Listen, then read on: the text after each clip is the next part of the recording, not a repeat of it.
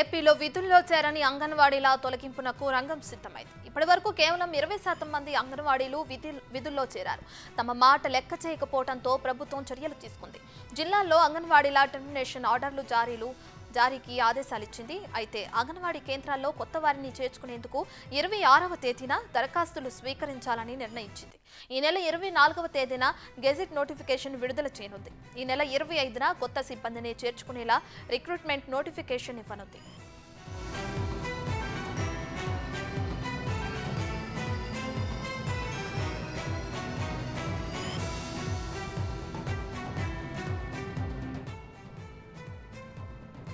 ఏపీలో విధుల్లో చేరని అంగన్వాడీల తొలగింపునకు రంగం సిద్ధమైంది.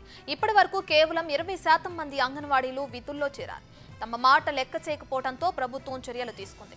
జిల్లాలో అంగన్వాడీల టెర్మినేషన్ ఆర్డర్లు జారీకి ఆదేశాలు ఇచ్చింది. అంగన్వాడీ కేంద్రాల్లో కొత్త వారిని చేర్చుకునేందుకు 26వ తేదీన దరఖాస్తులు స్వీకరించాలని నిర్ణయించింది. ఈ నెల 24వ తేదీన గెజిట్ నోటిఫికేషన్ విడుదల చేయనుంది. ఈ నెల 25న కొత్త సిబ్బందిని చేర్చుకునేలా రిక్రూట్మెంట్ నోటిఫికేషన్ ఇవ్వనుంది.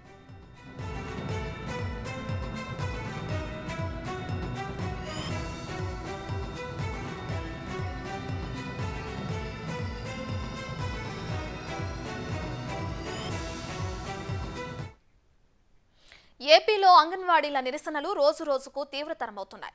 ప్రభుత్వం బెదిరింపులకు ఏ మాత్రం లొంగకుండా ఆందోళనలు ఉధృతం చేస్తున్నారు. ఉద్యోగాలు ఊడిపోతాయని సర్కార్ హెచ్చరించినా వెనక్కి తగ్గకుండా నిరసనలు కొనసాగిస్తున్నారు. ప్రభుత్వం ఇచ్చిన హామీలను అమలు చేయమని డిమాండ్ చేస్తే ఉద్యోగాలు తీసేస్తారా అని విజయనగరంలో అంగన్వాడీలు నిలదీశారు. 5 ఏళ్లకు ఒకసారి జీతాలు పెంచితే ఎలా బతకాలని ప్రశ్నించారు.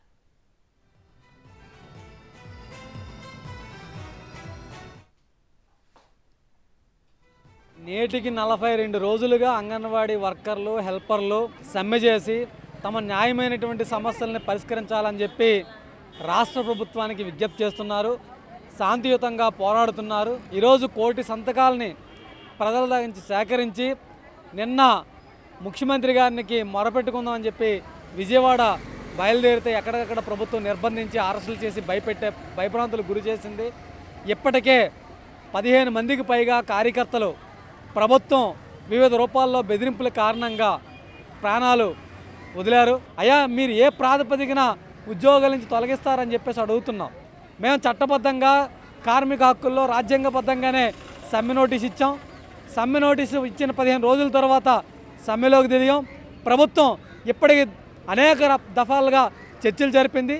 ఈ చర్చల్లో మేము సానుకూలంగా ఉన్నామని చెబుతూనే మరొక వైపు తొలగింపు నోటీసులు ఇవ్వడం, అదేవిధంగా బెదిరించడం, టెండర్లను తెరిపించడం లాంటి దుందుడుగు చర్యలకి పోతున్నది మీ ప్రభుత్వం.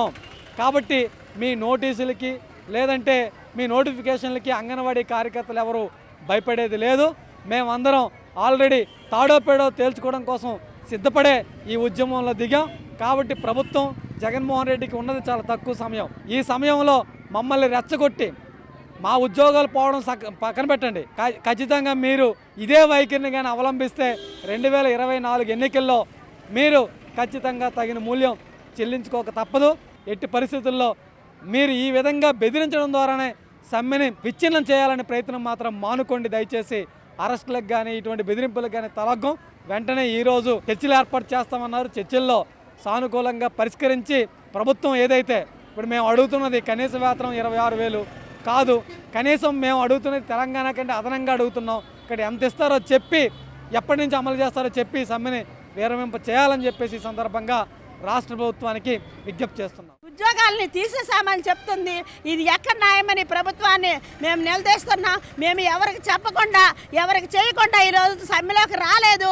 3 సంవత్సరాలుగా ప్రభుత్వానికి విన్నవించుకుంటున్నాం. ధరలకు అనుగుణంగా మాకు జీతాలు పెంచాలని మేము ఒకటే అడుగుతున్నాం.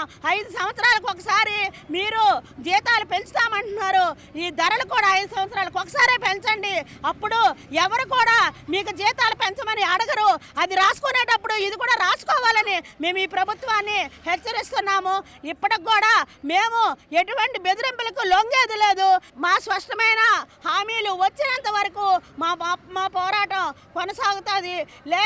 ఇంకా ఇప్పటికి కూడా స్పష్టమైన హామీలు ఇవ్వకపోతే మా పోరాటాన్ని ఇంకా ఉధృతం చేస్తాం. ఈరోజు కొత్తగా నోటిఫికేషన్ ఇచ్చి అంగన్వాడీల్ని భయభ్రాంతులు చేస్తుంది. ఏ నోటీసులకు కూడా అంగన్వాడీలు లొంగేది లేదు.